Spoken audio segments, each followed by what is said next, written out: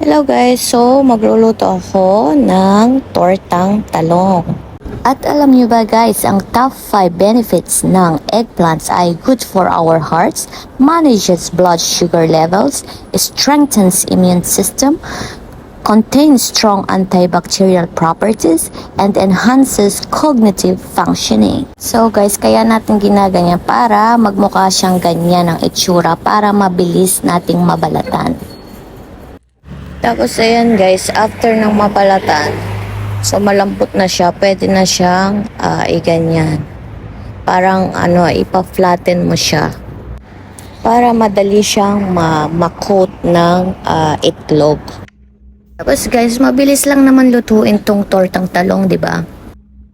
So ayan guys, ready na siya para iprito. So eto na guys, ang final look. Kung napadaan to sa newsfeed mo, please don't forget to hit like and share. Thank you guys!